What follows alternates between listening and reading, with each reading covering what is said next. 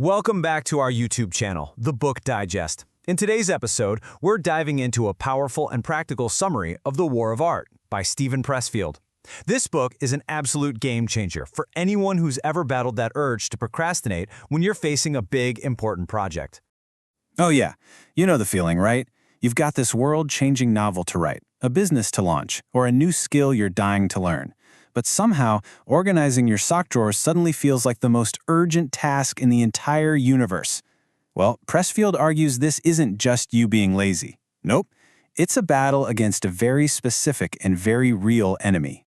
So the whole premise of this book really hinges on identifying the true antagonists in your creative life. And spoiler alert, it's not your boss, it's not your crazy schedule, and it's not because you lack a fancy studio. The enemy, as Pressfield defines it, is an internal force he calls resistance. And you'll notice he always capitalizes that R, and for a really good reason. He wants us to see resistance not as some vague feeling, but as a specific, tangible enemy. It's the force that pushes back on you anytime you try to move from a lower level to a higher one. From who you are to who you could be. So what does this enemy even look like? Well, resistance is invisible, but its effects are painfully obvious. It's internal, which is exactly what makes it so hard to fight. It's insidious, it's sneaky, often disguising itself as logic or reason. And man, it is relentless, it never sleeps. But maybe most importantly, it's impersonal. It doesn't hate you, it just opposes all forward motion. And here's the kicker. It gets stronger the closer you get to the finish line. And this leads to a crucial point. The amount of resistance you feel is a direct measure of how important the work is to you. So if you feel this massive pushback when you try to start that new project, that is not a sign to stop. It's actually a map, pointing you directly to what your soul needs to do. To defeat this enemy, we have to learn to recognize it. And resistance is a master of disguise. It rarely just announces itself. Instead, it wears these clever masks to trick us. So let's go ahead and unmask a few of its favorite disguises. First up, the classic, procrastination. This is that endless stream of urgent but totally unimportant tasks we invent to avoid the one thing that truly matters. Suddenly, researching the perfect desk chair feels way more critical than actually writing the first chapter. That's resistance at work. Our minds can be brilliant lawyers for the prosecution. Rationalization is resistance, generating these perfectly logical-sounding arguments for why today just isn't the day. I need more research. I'll start when I feel inspired. The conditions just aren't quite right. Sound familiar? Next up is drama. Ever notice how a major crisis seems to just erupt right when you're about to make some real progress? Resistance is a master of manufacturing drama, exploiting relationships, or creating problems that feel so urgent they give you the perfect excuse not to do the work. And here it is, its most powerful weapon, self-doubt. That insidious inner voice whispering, "You're not good enough, who do you think you are? No one will care about this." This is resistance in its most personal and crippling form. And this leads to Pressfield's most profound insight.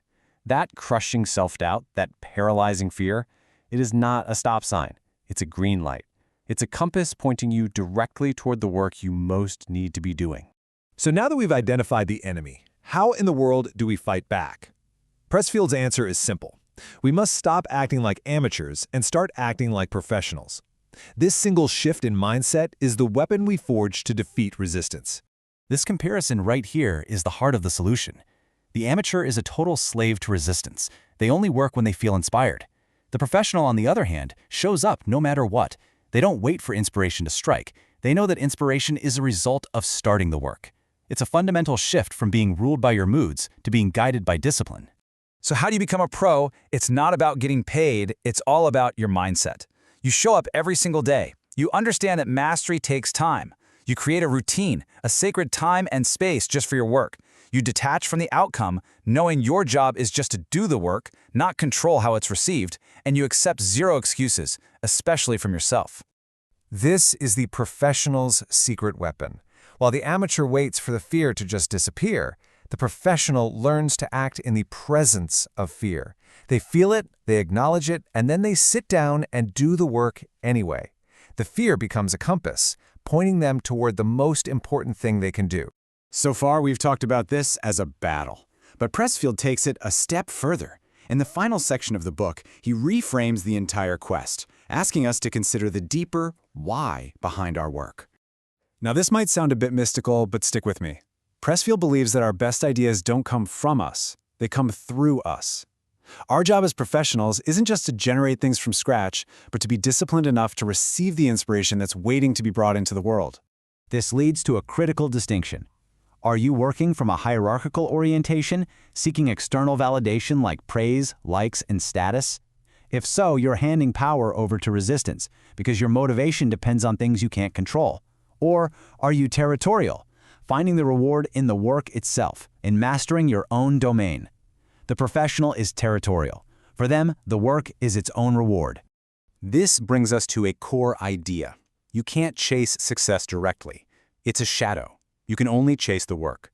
By focusing on the craft, on the process, on showing up every day, success becomes a byproduct that may or may not arrive. True freedom lies in detaching from that outcome.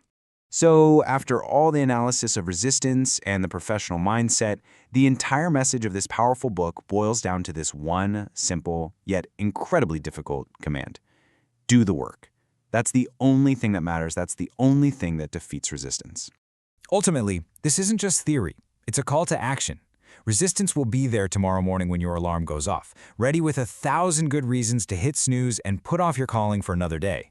The only question left is, what are you going to do about it?